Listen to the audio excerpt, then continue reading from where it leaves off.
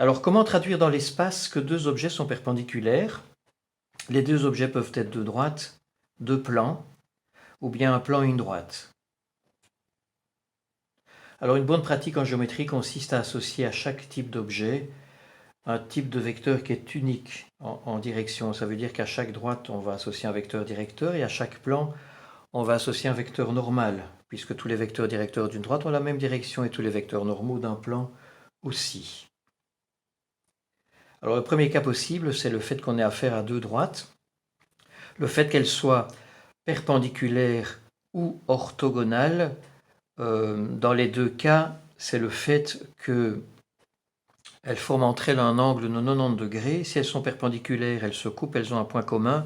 Si elles sont orthogonales, elles ne se coupent pas, elles sont gauches. On va associer à la droite D un vecteur directeur qui est le vecteur U, et à la droite E un vecteur directeur qui est le vecteur V. Et le lien qu'il y a entre ces deux vecteurs, si les droites sont perpendiculaires ou orthogonales, c'est que ces deux vecteurs sont perpendiculaires entre eux, leur produit scalaire vaut 0, et la réciproque est vraie si le produit scalaire vaut 0. Si les deux vecteurs sont perpendiculaires, les droites sont soit perpendiculaires, soit orthogonales.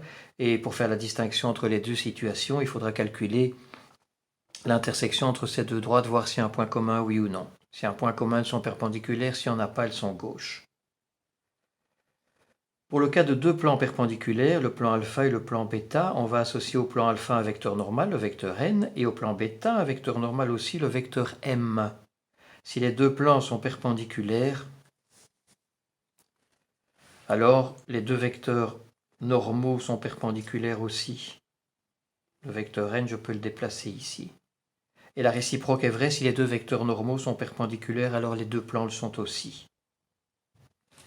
Passons maintenant au cas d'une droite qui est perpendiculaire à un plan, la droite D qui est perpendiculaire au plan alpha. On associe à la droite D un vecteur directeur, le vecteur V, au plan alpha un vecteur normal, le vecteur n. Si la droite D et le plan alpha sont perpendiculaires, le lien qui est entre les deux vecteurs, c'est que les deux vecteurs sont parallèles entre eux, et la réciproque est vraie aussi.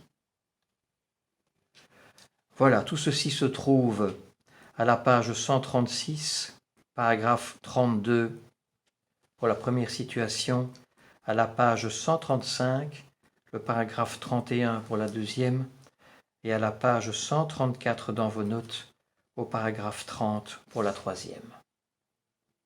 Voilà.